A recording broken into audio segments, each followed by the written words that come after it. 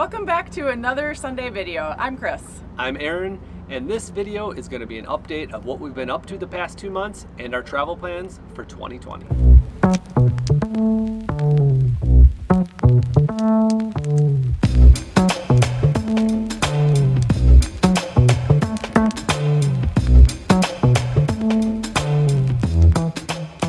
So what have we been up to the past 2 months? Not a whole lot, but we did use this time to get a few things done and make the most of staying at home. I think we got a lot done. We did, we absolutely did. The biggest and the most exciting thing we've done is we have upgraded our entire electrical system, which Aaron worked really hard on, put a lot of time into researching and executing, and I'll let you talk about that. Yeah, that actually came at a good time for us, I guess, if you could say that. Perfect.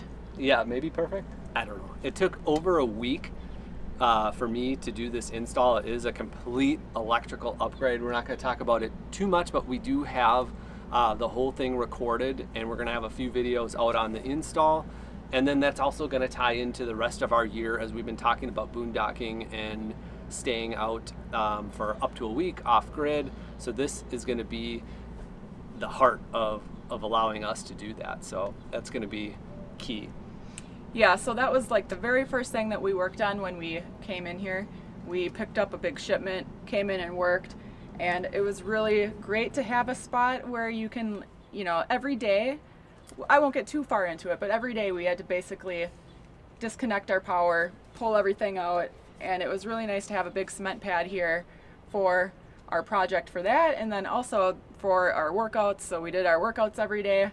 We really got into our routine of walking. I mean, people are talking about Groundhog's Day. I think everybody's experiencing Groundhog's Day, and certainly we're feeling it too. So every single day we have our coffee, we do some computer work, we go on a walk at 7, we do our weight training at 8, we have breakfast, we do computer work, we have our midday walk, we have lunch, we work, dinner, and our evening walk.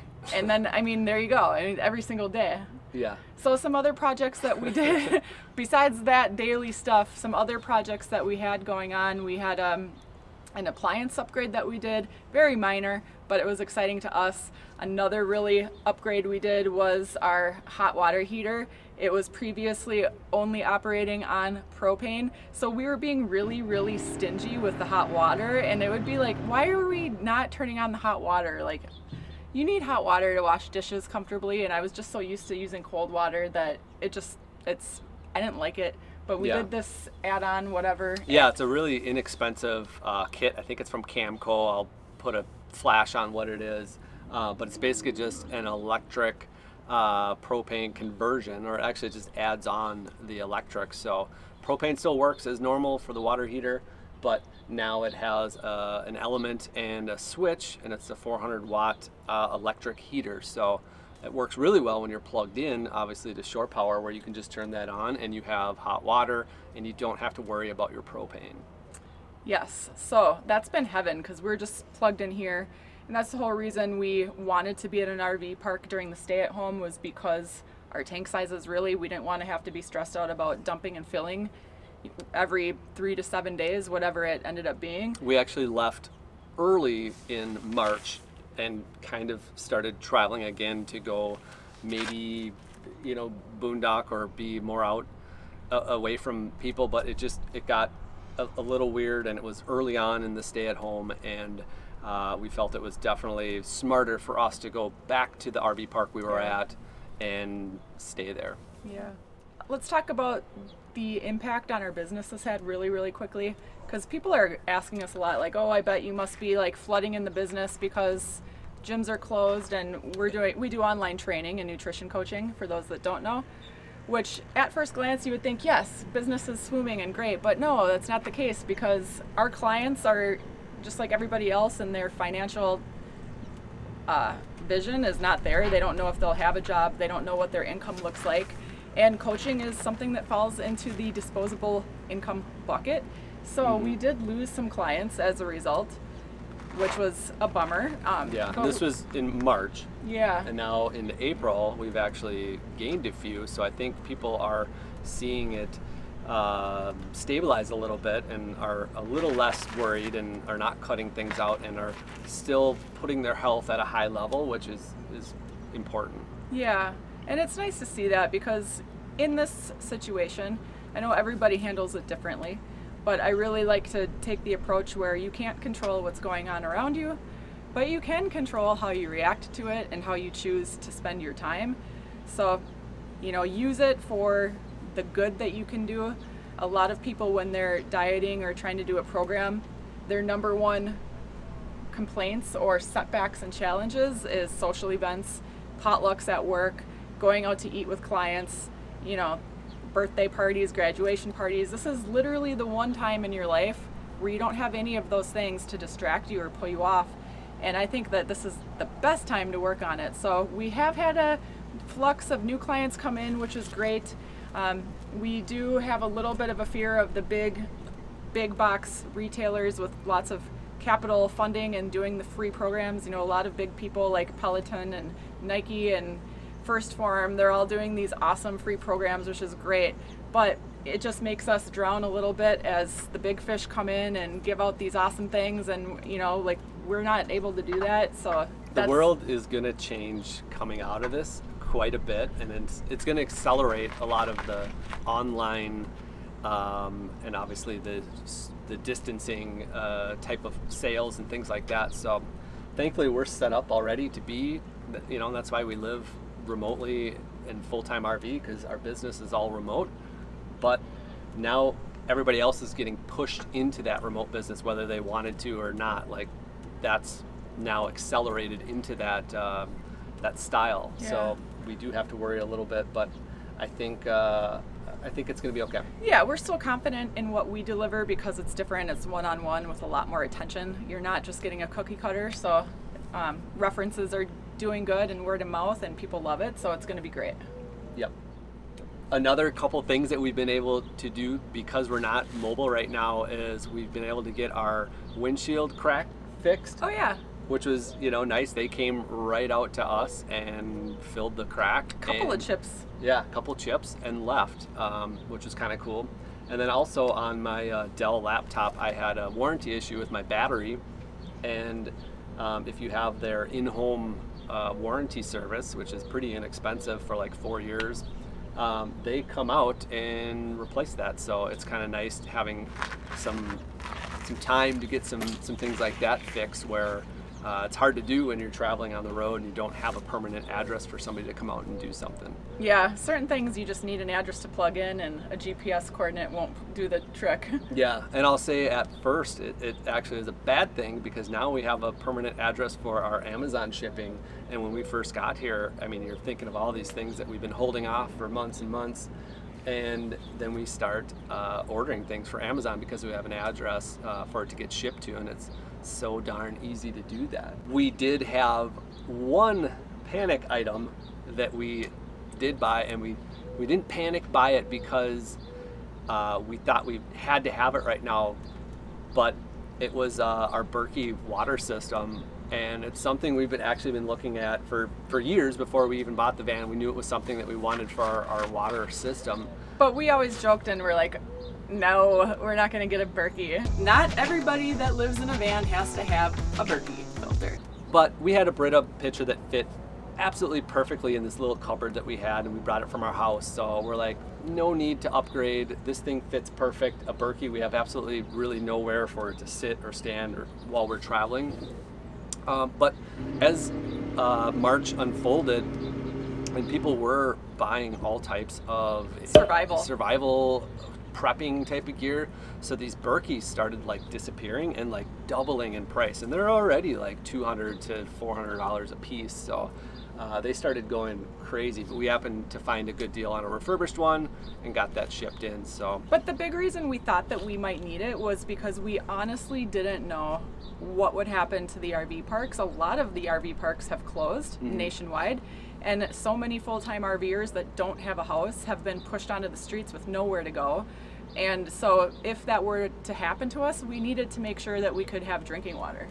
Yeah. And that was the big push factor there. Yeah. Which it's still crazy to think how many full-time RVers are being pushed around and how lucky we are. I'm so grateful that we are in the state of Arizona when this happened, because if we were in somewhere on the East Coast or something, we would be pushed around on the streets, and that didn't happen to us. Yeah, we did not have any experiences with campgrounds closing or where do we go, what do we do. Thankfully, when this started to happen in early March, we were already in a place doing 2 weeks in a campground, so it wasn't a crazy transition for us at all. Yeah, it's day by day, so it's a lot of waiting to hear what's going to happen. Like, you don't know where you're going to be on Friday. We don't know where we're going to be 5 days from now, even right now. But that's part of what RV living is. You just have to be flexible. Moving on to our travel plans for the rest of the year, is it time for us to start traveling? I think it's close. I think we're very, very close. Yeah, it is now the end of April, and we're eyeballing May as the time, hopefully, when things are going to reopen up. And Mother Nature's throwing a curveball at us of 7 straight days of like triple-digit heat. So today it's going to be 102. It's hot. And by the end of the week, it's going to be 105. So this van is doing pretty good. It does well. I mean, we're obviously plugged in and we have an air conditioner, but that sun and that heat makes this thing iron, or it's a sweat box. It's like an oven. Absolutely. It is. It's brutal with all the glass. It's like a greenhouse in there. So when it's 100 degrees outside, the best we can keep it is 80, and that's with the air conditioner running non-stop. Yeah, and outdoor, it's a heat advisory from like 10 a.m. to 7 p.m. You're supposed to seek shelter, seek air conditioner, stay out. Basically, just don't go outside during those hours. So we've been doing a lot in the morning when we can, and then just trying to stay safe during the day. We will take a little walk. I like to walk in the middle of the day. Aaron runs because he likes to get it over with, but yeah, it's really hot. I will say when it was internal temp high. And just like that on cue, our camera died. It is not even 100 degrees out yet. It's still pretty early in the morning, but that's the first time our camera actually overheated and shut down. So we just moved into the shade. And what I was gonna say was when it was in the 80s and cooling down into the 50s at night, it was just pleasant. I mean, it was just unbelievable. The mornings were cool, the evenings were cool, and then it really didn't get too hot until the middle of the day, and then it started cooling down right away.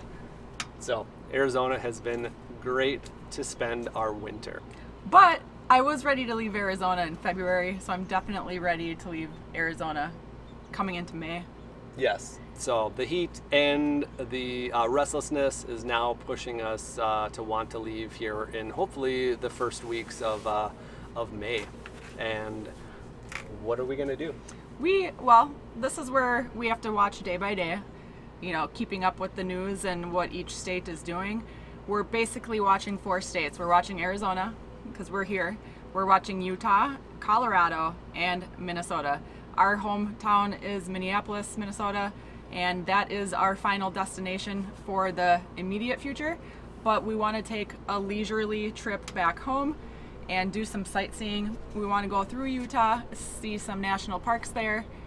Hopefully things will open up, you know, and it's safe to do so. And keep in mind, guys, like as we're doing this and traveling home, we're still isolating. We're in an RV. We're pretty to ourselves all the time anyway. It's just we'd be on the road, and stopping at a gas station is literally the only things we'd be doing between here and home. As long as the restrictions are lifted, you know, there's no real perfect safe time to travel. I mean, even when restrictions get lifted, some people are not gonna leave their house. They're gonna stay home. I don't know, maybe for the rest of the summer. But I know a lot of people are getting antsy, and we are too. So we want to basically boondock our way back home by early summer. So we don't plan on being in another RV park, and that's going to give us this great time to test out our new electrical system and also test out our 1-week boondocking capabilities. Yes, because that is where we left off, was our boondocking initiatives, and I'm so excited to test out our new system. Yeah, so plans are to head our way into Utah, like she said. then into Colorado, back home to Minnesota in summertime. We plan to spend a month or so there visiting friends and family, and maybe even doing some of our hometown favorites and restaurants, some of our yeah, you're excited about that, wow. And you know, a few of the things that we like to do back home. But then after that, we would maybe like to visit the Airstream factory. Jackson Center, Ohio. Yep, Jackson Center, Ohio. And now that leads us into the fall and into the winter time, and we're not sure. We were planning on going east into Florida for next winter.